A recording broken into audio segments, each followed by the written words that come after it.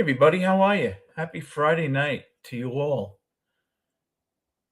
Unscripted Adventures 5. Now, I'm wondering if I'm frozen. I think I may be.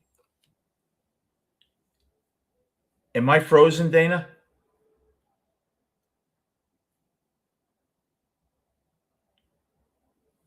I've been having a problem, and I'm going to have to work this out. I am monitoring it on here, and it looks like I may be. So we'll have to deal with it for tonight, but I don't want you to have to just stare at a bad AI dummy.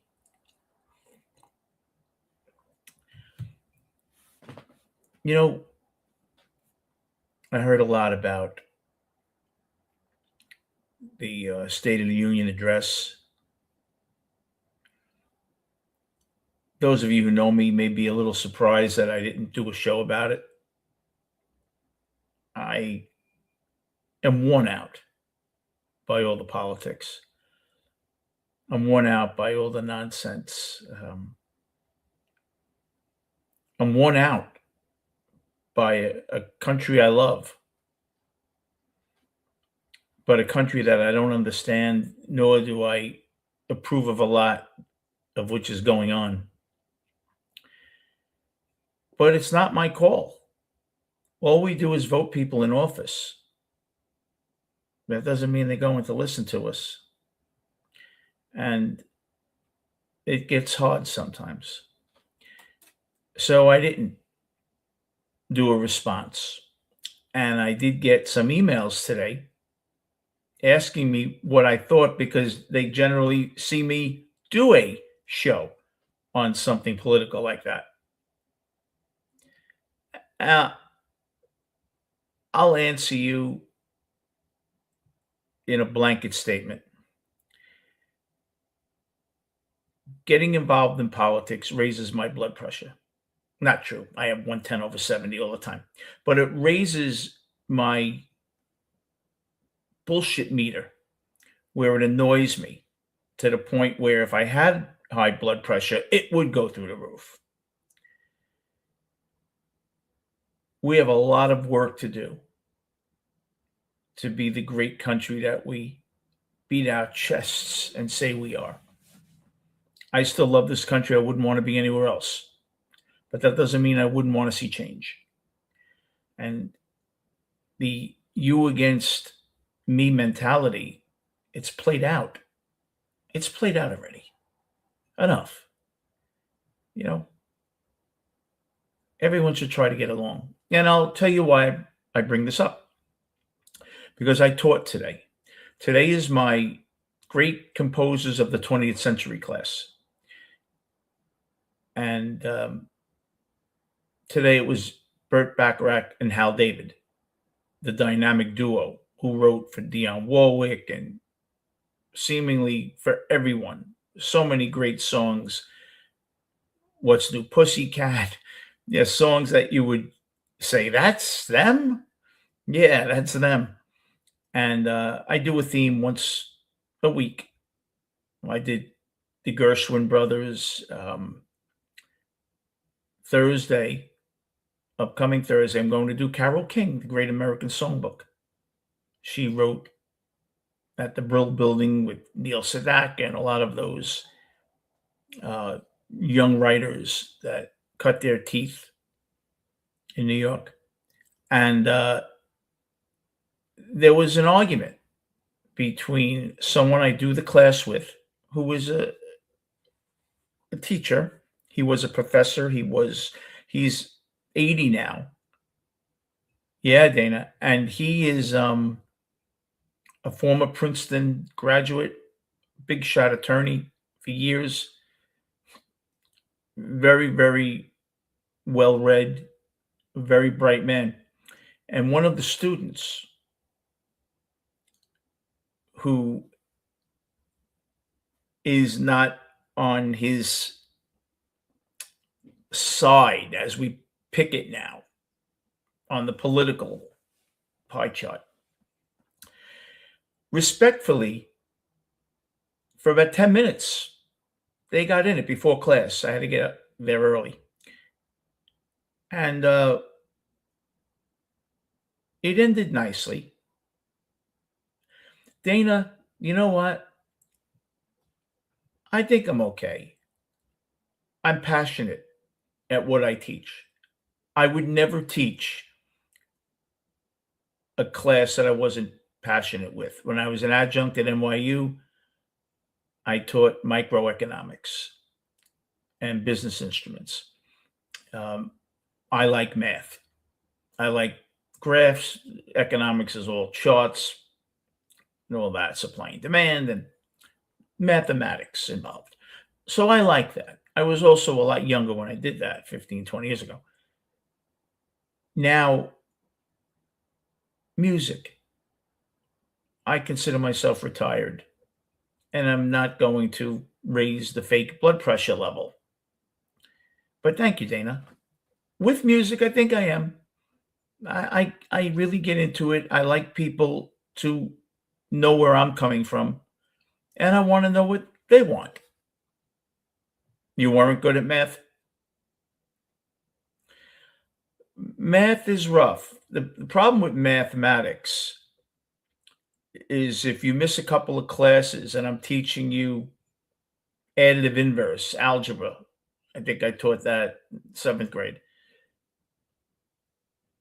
you're lost because it's formulatic. You need a step process to get where you need to go.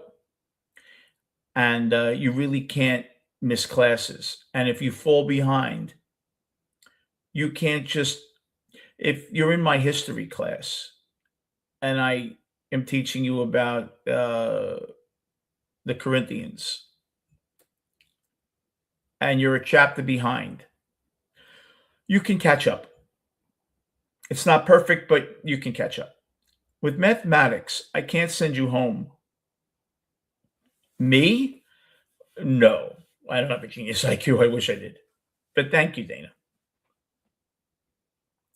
I think I have a decent one, though. I'm not stupid. I can't send you home and say, make up this work. I have to be sitting there in the room with you for you to do it. And that's what happens. So we are so ostracized by people that we've known for years, but because we are not on the same political spectrum, we feel we don't know them. Like, how could I have been friends with you for 20 years? Forget that you helped move me out of my house, and forget that you were there every day at the hospital. Forget that you helped me change a tire at 2 a.m. Forget you bailed me out once when we had a bar fight. You like that candidate. You see where it's ridiculous?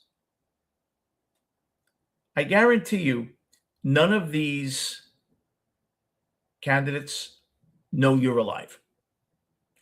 Go call the White House and ask any one of them to come help you change your flat in the middle of the night. Guarantee you they don't come. Call your friend for years that you don't talk to now because of politics. And you know what? The sucker probably still would. Because friendship should mean more than policies. I'm going to throw a link in the chat. This is for my boy Dana. And I'm glad he mentioned the music, because I think it'll be really cool to have him on. Love the guy. He's a good man.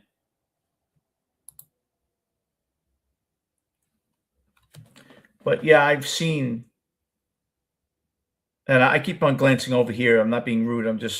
I want to see if it's freezing. So far, it looks like it's not. I'm doing okay.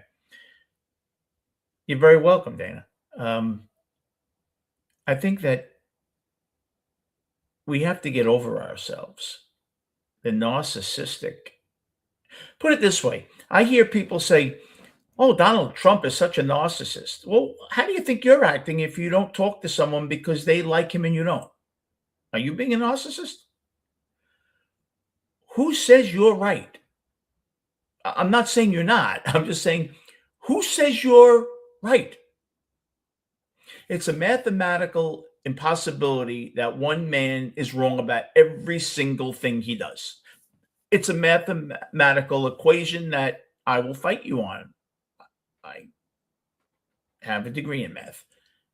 You can't win. But when you don't like the messenger, you're going to hate the message. And that's what happens here in America. I remember when I was younger and I used to hear no politics at the table, no religion at the table. I know they weren't talking to me because I didn't give a shit about either one. But, I was ready on a Wednesday night. So where we going Friday night? That's what I cared about, not the State of the Union. I could care less. Back then, the only reason I knew who the city comptroller was, it was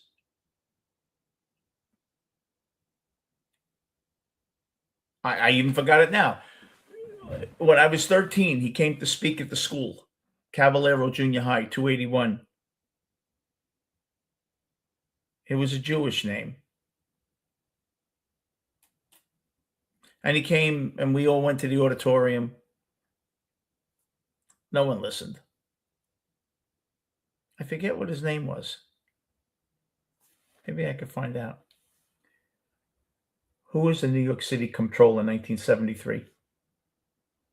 Here's an answer from Wikipedia. No, not the Yankees World Series. And, I said nothing about the Yankees. I did not say anything about the World Series, and they didn't win in 73, so they were even wrong about that. Lefkowitz?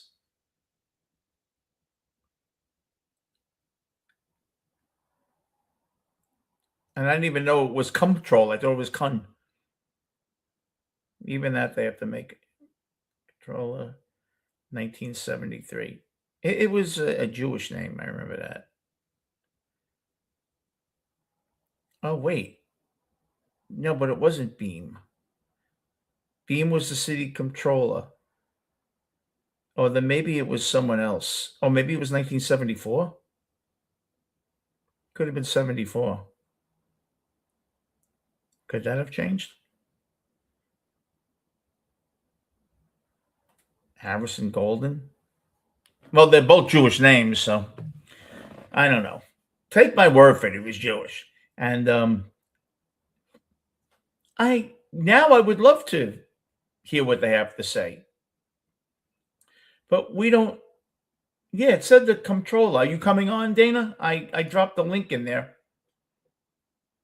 So I'm going to do Carole King for Thursday's class. Yes, short guy. And I'm looking forward to it because I remember the big album. When you're 10, you start remembering things, 9 and 10, like music. 8.5, 9 years of age. That's when I started. I remember Spill the Wine by Eric Burden. Coconut, the song with the lime in the coconut, that around 69 or 70. The Beatles movie in May, Let It Be, my aunt took me to in 1970. White Room, the song, I don't know how that snuck in the house because my father didn't like that stuff.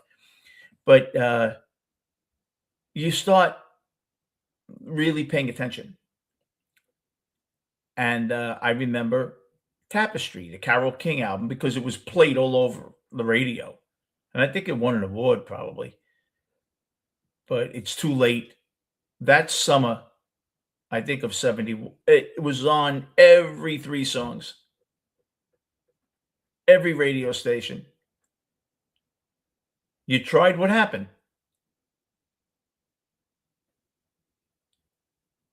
It's slow? Do you think it's your computer or mine? Because I've been having problems.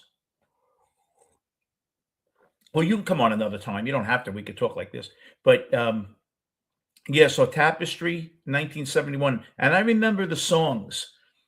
And you know how I remember them? Because we belonged to a pool club. The pool was right across the street. We lived in a pretty luxury building at the time.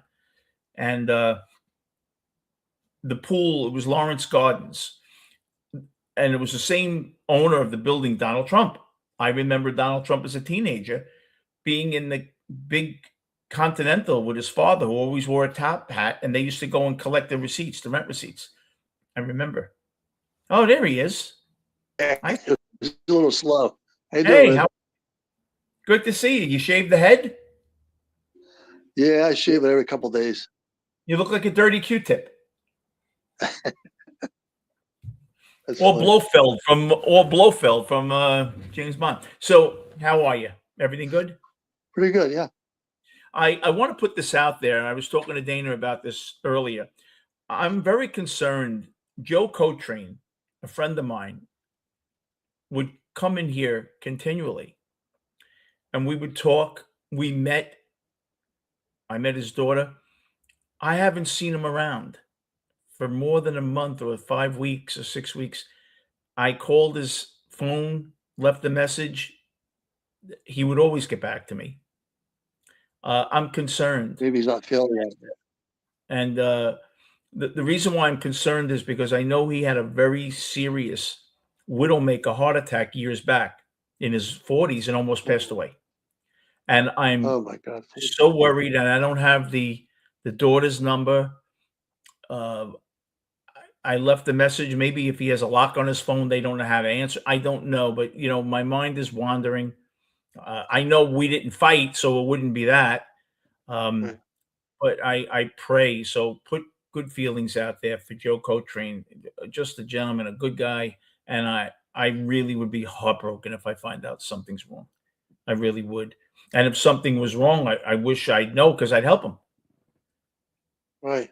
So right. if anybody happens to see Joe Coltrane, it's not even that he has to get a hold of me at this point. I just want to make sure that he's okay. So if you happen to be in another chat and see it, I'd appreciate it because it bothers me. I'm worried about him. So anyway, Carole King, It's Too Late, great album. I remember when I was 10, the songs that were, Build Me Up Buttercup, and then I remember 1972, The Candyman, Sammy Candyman, Davis yeah. Jr., Yes, and all yeah. that. That came from the Willy Wonka and the Chocolate Factory movie with Gene Oh, yeah, Wilder. the golden ticket. The Yeah. golden- And yeah. And I just so I love that stuff. And that early 70 music was just amazing. It really was. Oh, yeah. Because it was a continuation of the 60s writers. Carole King got her start in the 60s. So it didn't quite change music all that much. It was like a continuation of the 60s. It's just that some bands broke up and people went solo. But that was it. Neil Diamond was very big. Cracklin' Rosie was always on. Oh, yeah. Hey, Mitch. All of that. But I love that stuff. So this class, I got renewed for next semester. The great writers of the 20th century. I want to do Neil Diamond, Barry Manilow, and some of the elders seem to like the Broadway stuff. That's why I did Gershwin. George and I were Gershwin. I'd like to do Cole Porter, who is British. He's not a great American songwriter, but I don't think they'll be upset if I use him because he was great. Right. And then you have Leonard Cohen. You have so many. These people aren't into rock bands. Some of them are, 75 years of age. And you would think even because they were young when the Beatles were around, right? If you're 75, when the Beatles were around and Ed Sullivan, you were 15. So you would think it would be important to you. I'll tell you something, Dana, and I notice this. The Beatle fans are dying off. It's like my generation now. And that's it. After my generation, our generation's the last, yeah. They've been gone 56 years already. Think about it. 56 years. Another 15, 20 years, it's almost 100 years they're gone. Right. And, no one plays the radio anymore. So really, you choose what you listen to. If you had to listen to the radio, and you were on those stations and, "Oh, now who's that? I like that." But now that you could cherry pick what you wanna hear, no one I bet you so many young people don't know who the hell they are, and at the very least, most people probably don't know, the young ones, that Paul McCartney was in the Beatles. They've probably heard of Paul McCartney, Right. but, I love the songwriters of yesterday, and one of the That was questions great. today was when they write, like Hal David couldn't write a lyric to save his life. Healthy. It Burt was the Bacharach. music and the lyrics, and, Yeah. just amazing how one can be so talented musically and just unbelievable And how Dionne talented. Warwick. Yeah. Who are your favorites? I like Dionne Warwick. Oh, well, Bacharach, Burt Bacharach wrote for her. Oh yeah. You know the song, what was it "Till You Come Back to Me, That's What I'm Gonna Do"? Oh Is that yeah. Dionne Warwick or Roberta Flack? Whomever it was. Oh, Roberta Uh, Flack. Yeah, yeah. oh, Aretha. That was Aretha Franklin. Oh, yeah. Okay. I thought it was, Stevie Wonder wrote that song, oh and wow. he wrote it because one of the questions today was one of the ladies asked me, "Do they have a singer in mind when they write these songs if they know they're not gonna do them?" And I said, "Generally." But what happens is when you write songs for a movie, say, they give you the script. Like when Paul McCartney did Live and Let Die, they gave him the script, read the script, and then we'll talk with you. You It have was to have fun. Yeah. an idea of what it's about. And, but yeah, there are certain songs you're a very talented songwriter when you're not writing for yourself. Like Bernie Taupin wasn't going to sing anything. He wrote all the lyrics and he knew Elton John's voice and he wrote for Elton. He also wrote the great song, is it These Dreams for Heart? I think he wrote that song for Heart. Oh really? Yeah. I'm trying to remember, and it was a big one. It might have been These Dreams or Alone or whatever it was. Okay. These Dreams was written by Bernie Taupin and Martin Page. It was released in 1986. So there's one he knew he wasn't giving to Elton. And that's a great song, These Dreams. Really good song. But some of these writers, when I've written, I have like 100 songs copywritten. I've sold a few, and I wrote a musical for a high school sing production. 8 songs I had to write. They gave me like 8 months to do it, Wow. and I got paid for it. Not a lot. I got paid like I think $800, and Right. I didn't know. The only thing I knew was like 17-year-olds would be singing these songs on the stage. But how could you write about the blues when you're 17? It's like I love artists that are 21, 22 sing the blues. How could you sing the blues? You haven't gone through anything. And that's Right. the thing when you're writing for people. You have to kind of know who you're writing for. So I took myself back into 16 and 17, and what did I care about? Having enough money for gas in the car, taking a girl to the movies. Did she like me? Did she like someone else? And I had to really, for about 2 or 3 weeks, you're gonna laugh. I dressed younger for 2 weeks. I listened to all teenage music, Britney Spears and everything.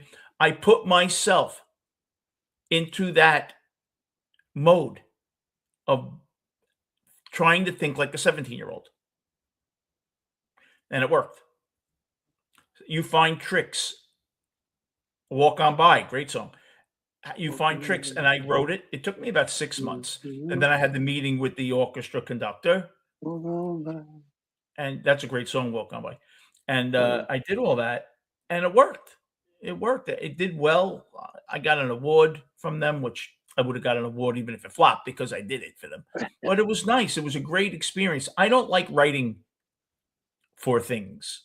If you tell me you need me to do it, I can do it. I've been doing it 45 years, but I'm not that kind of writer.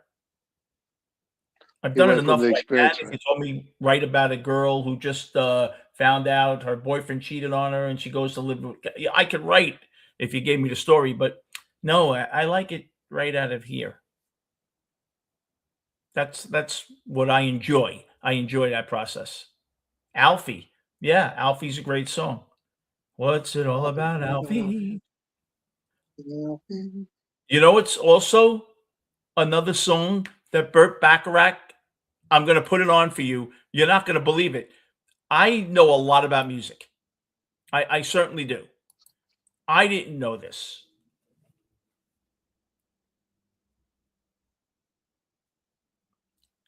This song, uh, I couldn't believe it. You're gonna remember it.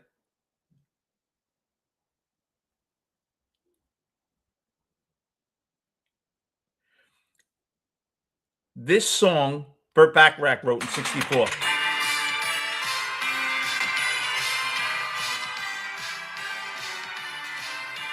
You're gonna know as soon as they start singing it.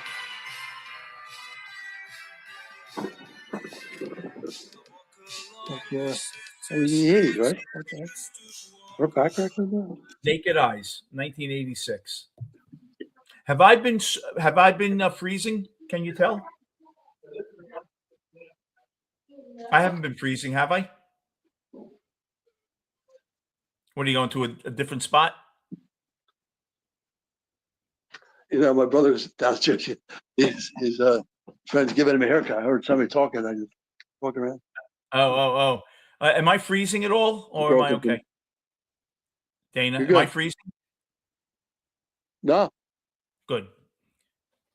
Good, because no one's in the house and no one's using my son does gaming, and I have a feeling that takes up a lot of speed. Could be. So I have to make sure he's not here. The Rangers came back, so he's at the Ranger game. Rangers They good. started 8 o'clock tonight. Always liked the Rangers. Yeah, they're terrible this year. You a baseball fan? The Mets, of course. Yeah, we had the Mets. Mets? Yeah. Have you gone to any games? No, not in years. Well, you're far from Queens. It's a hike for you to get here now. Yeah, probably about an hour, a couple minutes. But it's a hassle with traffic. How would you get there? What would you take the train into Penn Station? Probably, yeah. We got to try to do that one day. Oh yeah. I'm going Saturday to the track there's some big nice. races. I don't know if it's the Gotham or whatever it is, but I'm going, and it's like 20 minutes from my house, Aqueduct. Oh, nice. Aqueduct, yeah. Like if I was My dad used to 18, take me to track years ago. Huh? if I was 18, I'd be there every day. My dad used to take me to the track. You know, Which Pocono track? Downs. Oh, really? Yeah. Pocono Downs. Monmouth Park. Monmouth's a nice park. Monticello. It was nice. Monticello. Monmouth probably looks the same today as it did when your father took you there. They never changed it. That's right. But that's cool. Did your dad obviously like the horses? Did you like them? Yeah. Did you play them when you were older? Yeah, a couple of dollars. I wasn't a big one. Yeah, I like the horses. I do because it's math. I like the mathematical, all of that. Okay. I like the vote. I'm going Saturday. I'm looking forward to it. Probably going to Lenny's to eat afterwards. Where's that? Howard Beach, and Rob Finaro might join us from The Sopranos. Oh, Rob Finaro. Oh, that's nice. Yeah, that'd be cool. He's a good guy. He was on a couple. Seems like a good guy. Very good guy. Robert Finaro. Very spiritual. I've spoken to him about many things other than acting. He's a very bright guy, very intuitive, and just a good man. You can tell. So opposite of a few of the roles he's played. Really? Yeah. Yeah. And I know his brother, I believe, was a priest or a pastor. Nice. And that might be where he got all of that empathy for people. Mm-hmm. I think it was his brother or uncle or someone there. But yeah, he's a good man. But I'll tell you something. I look at this country, Dana, and first of all, I don't even recognize it. And different world. Yeah, and you know what I keep on asking myself? When did this happen? Like, I don't remember it being like this 7, 8 years ago. I really believe that after Floyd, a lot of this happened. I think that after George Floyd, or maybe we just noticed it happening more after George Floyd, which was a tragedy. No, no, but everything changed. And then what happened was all during this, you had a Democrat win the election, Mhm. and the Democrat had a lot of radicals with him. Oh, yeah. So Too many of 'em. now you got 5 straight years of pounding Right. about DEI and all this. Look, to me, there's nothing wrong with the premise, obviously, of DEI. People should be treated fair. I think that, yeah, you can't really make an intelligent argument if you don't believe in that. Like, of course, someone should be treated fairly. I shouldn't get a job because I'm white and someone else is of color. You No, get a job because you're qualified, for it. right. What color But you are. the DEI tends to lower performance, Right, exactly. and that's the way it is. And I'll tell you how I know this. If you all of a sudden made the NBA or the NFL all white, do you think it would be as good a game or worse? It's good. Of course. That's not being prejudiced. I'm telling the Right, truth. right, So if I'm telling the truth, why am I racist? I'm telling the truth. God bless some of the athletes who are from every walk of life. And I think that, right, you know, oppression is disgusting. I do. I think phobias are terrible. But the problem is when they try to force everything down your throat in a year, you run away from it. right. It's It's the just too much. boogeyman. It's things that people don't understand. People run away from things they don't understand. And instead of giving them a little time to bite and swallow, you're shoving it all down their throat. And they're going to get away from me. And that's what happens. But what do? The people that are oppressed, it can't come quick enough for them. And it's like summer vacation. It could be 4 days before summer vacation and it can't come quick enough, right? Right. You don't wanna wait It's another 4 days. I don't blame right, people that are oppressed that don't wanna wait anymore. right. They've been waiting for it seems like forever. But, we're people that we figured out how to put man on the moon. We can't figure out immigration. Exactly. Think about it. Think of building a spaceship. No GP, no ways. Pointing it to the moon, putting enough gas in there where it can not only land there, but bring you home. Right, But meanwhile, something silly you can't figure out. right, exactly. That always leads me to believe we can if we really wanted to, right? Right, And I think other people feel that way too. And that's what hurts because they feel, no, you're just purposely holding us down. You know you could solve it. You solve cancer, or right. you learn to deal They with get cancer, cured too into right? And instead I of money the understand. treatment. And last night, or whenever it was, the State of the Union, when America, the USA wins the gold, and they don't stand and clap.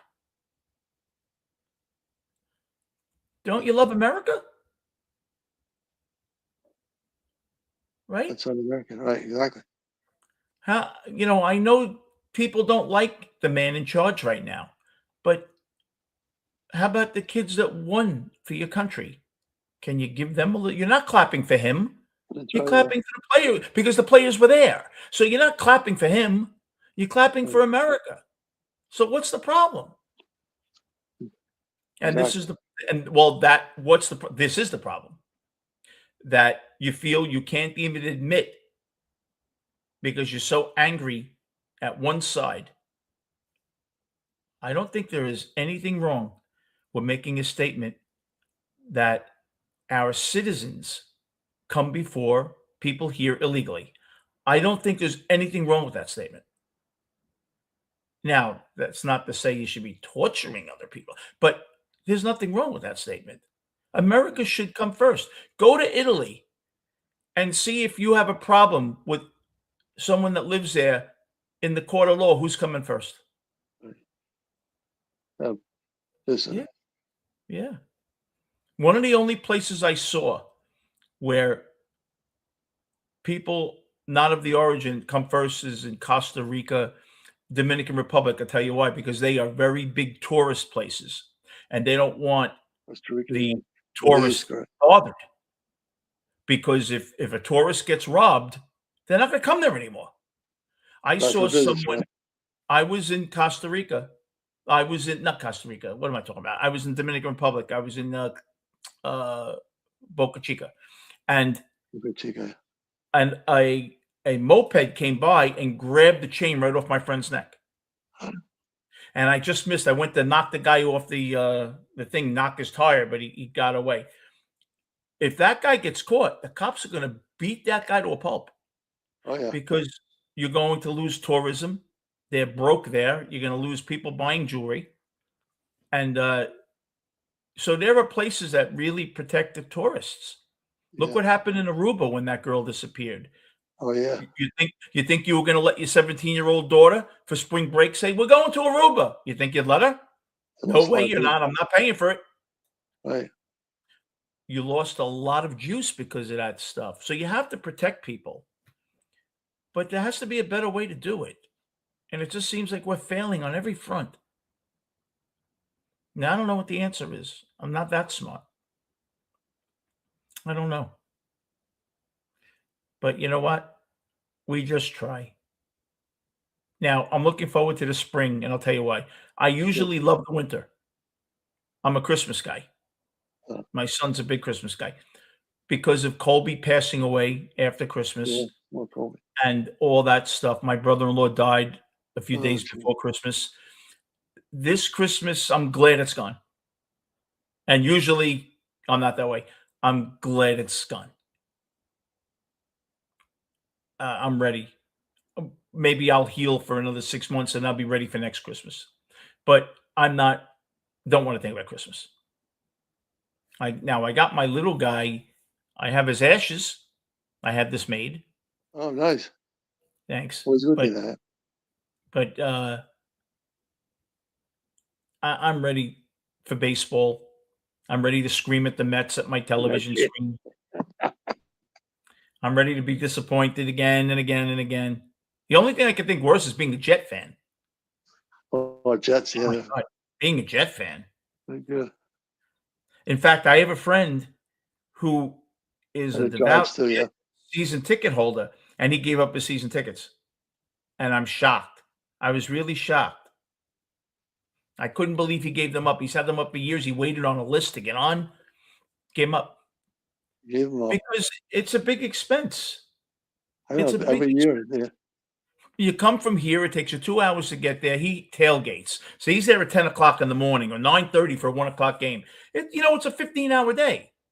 Yeah. To go see them get bludgeoned? It's not worth it. I remember Giants Stadium, they had tailgate and everything. It was a big tailgate. I went to a couple of tailgates with him. Well, I went to one in 2000. You know when I went? An old friend of mine, It's a Beautiful Day. When did that song come out? Around 2000? It's beautiful. Something like that. U2, was it? Yeah, you It's too. a Yeah. Beautiful Day. Well, because it just came out like that weekend, and the guy kept on he just kept on putting it on. I gotta see. Release date for Beautiful Day by U2. It's a beautiful. Oh, it came out August 31st. So maybe it was probably the first couple of weeks of September that I went because it hadn't been out long. But for 4 hours straight, over and over and over that I couldn't stand the song. By the time the song was 2 weeks old. But I went a couple times with him, and it was a lot of fun. It's fun. They barbecue, and he knows people that take it really serious. They're bringing steaks and sausage and grills and this and that. You would think they live there. And it was very nice. Don't get me wrong. They treat you wonderfully. It's nice, but I don't really care unless I bet them. Right. So what's your plan now? The weather's going to be getting nice. You're going to get out there and go to your people watch spot. Oh yeah. Well, you and I are definitely going to Yeah. meet. We're going Oh, to definitely. Yeah. this time meet. You mentioned Ira. You mentioned Mitch. We'll all get Oh together. yeah. Craig maybe Yeah, too. Yeah. yeah. And what's that? A nice park area where you live? Yeah. There's parks there. Yeah, nice. Yeah. Have you been Do you a part of where Jersey? is Or? where is the place on the water where there's a big? They did the Beetle Fest over there 2 years ago or 3 years ago. It's a nice hotel on the water. I don't think it's Jersey City. It's a beautiful hotel though, I don't and it remember. was very nice. And that little area was very quaint. Okay. I thought it, I don't know. I don't know what part it would be, but it was really nice. There's some hotels and some businesses over there. Very Very nice. nice. Yeah. Now, how far are you from, say, well, where are you in Jersey? Like central, Hunterdon County, right off the Route 78. So You familiar with 78? From the Verrazano Bridge, how far are you? Maybe 40 minutes, 45 minutes. Oh, so you're like Mhm. you would be further than the Outer Bridge crossing. Yeah, it's not that far. Yeah, I'm not far Oh, from so Staten over the Island. Goethals or over the Outer Yeah, Bridge. Outer Now, Bridge. Yeah, are you toward Philly? yeah, towards well How how between Philly and New York, like halfway between Philly and New Philadelphia? York. How far are you from Philadelphia? Maybe 40 minutes, 45 Oh, minutes. okay. Okay, so yeah, I so was in you're about, probably from here, you're about 60 miles from me, 55 miles? yeah, something like that. Yeah,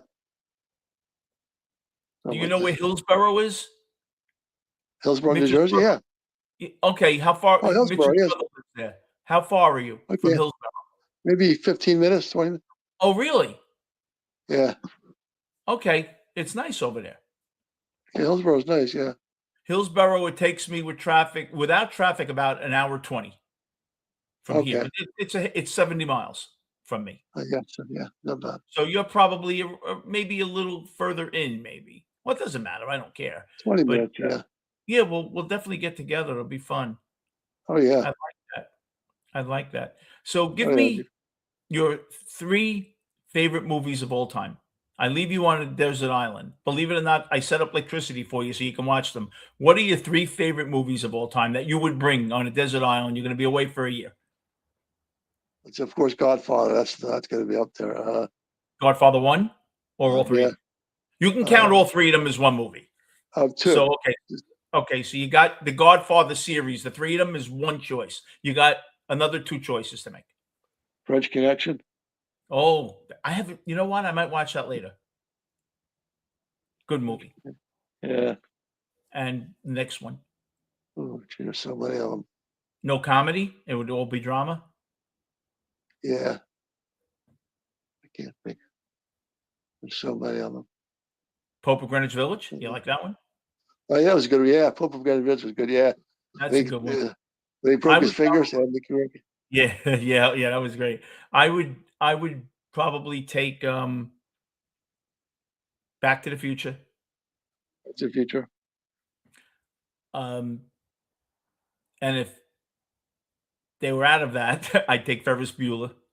First field. And then I would take The Godfather, Okay. and maybe either The Pope of Greenwich Village or this movie, The Boost, with James Woods. Oh, I saw that. The Boost. Yeah. That's a good movie. The Boost. Yeah. That was made a year after Wall Street. Okay. Sean Young was his wife in that. Sean, She even was I good. heard her Sean. No, she disappeared. Yeah, she tried out to be Catwoman Really? in 19. She wanted that role in 1990 Hmm. or the 89 or 90 when Batman came out. Sean, yeah. You know who I loved as the Batman? I always thought Michael Keaton was a good Batman. He is pretty good. Yeah. Michael Keaton to Batman was like Daniel Craig to Bond. He was very serious. He seemed very serious, Keaton. Keaton's Yeah. Very good though. serious. And what, Christian Bale played Batman also? I think so. Yeah. Bale played it. I don't remember that one. You know who tried out for the Joker role that Nicholson got it? Robin Williams. Robin Williams wanted the Oh, Joker. really? Oh, Yeah, they gave it to Nicholson. And I know Sean Young wanted to be Catwoman. you spent some time in Hollywood, didn't you? California. Me? I remember you talking to you. You said you spent some Yeah, I time went out back in and forth for a while. California. Yeah. Yeah. Yeah. Went back. I was in Santa Monica. Different. Yeah. My friend Elizabeth Like lives Santa in Monica Pier. Yeah. what? I didn't hear I you. like the Santa Monica Pier. That's right. You like the what? The pier? Santa Monica Pier. Oh, it's gorgeous. Yeah, I have pictures there. Yeah. It's really nice. It's about 20 minutes from Beverly Hills, but Santa Monica Boulevard, forget about it. It's bumper to bumper. It could Oh, take you an hour. Oh, yeah. But if do you ever watch Marcus Welby? Yeah, Marcus. Well, the beginning of Marcus Welby, the intro when he's making the turn to the right, and you see the Santa Monica Pier. That's supposedly where he is. The big white building on the right side is the hospital they use. They take the picture. It's supposed to be the hospital. There's two, Lang Memorial, he works out of, and then there's another hospital. That's one of the hospitals. They take the outside picture. It's an office building. I went and looked at it. Oh, wow. Santa Monica Pier was great. It was a lot of fun. Santa Monica's gorgeous. To rent an apartment, a 2-bedroom, Santa Monica, $5,000. 5,000. Easy. 2nd Street, there's an outside mall that you could walk from Santa Monica Boulevard right through the mall, right? It's an outside mall. Upstairs was where the bookstore and the coffee shop where he was with Amy Brennigan when he meets the girl in Heat. It was a coffee shop up there. That's where that is, Santa Monica. Right. A lot of famous people. Harrison Ford lives right over there. I remember sitting with Elizabeth having coffee outside, and Jennifer Lawrence walked right by us. Jennifer Lawrence said, Oh, nice. "Hi, Elizabeth." She goes, "Should I know him?" She said, no, she didn't know who that was. I know that. She was a kid. Jennifer Lawrence is probably 35 now. Maybe this was 2013. She was like early 20s. Oh, the Hyatt Regency in Jersey, off the water. Yes, Mitch's birthday, April 1st, there was a Beatle convention. nice. First time I ever went to you would think the Beatle fan I am. First time I ever went to a Beatle, and it was great. I got pictures with Mark Rivera. He was there. I got pictures with Peter Asher, Paul McCartney's ex's brother. And I'll tell you, the first thing I would have asked him, I wanted to do an interview with him. First thing I would have asked him, he wouldn't have answered it. I would have said, "Peter, you knew Paul McCartney was with a different girl every night. He's engaged to your sister. Did you feel funny?" I would have asked him that. He wouldn't have answered it. But, right? But McCartney wrote World Without Love for them. And he wrote it for the Beatles, and Lennon thought it was too soft. But I am going to get going. Thank you so much for coming on, Dana. Thank you for having me on. Of course, and we'll catch up during the weekend. Definitely. Take care, brother. You too. Dana's a good guy. Really good guy. So everyone, thank you for checking in. I want to check on you guys, make sure you're okay. Friday night, Unscripted Adventures. It might not have been an adventure, but as you know, it was unscripted. Thank you so much. I will talk to you soon. God bless you. Have a great weekend.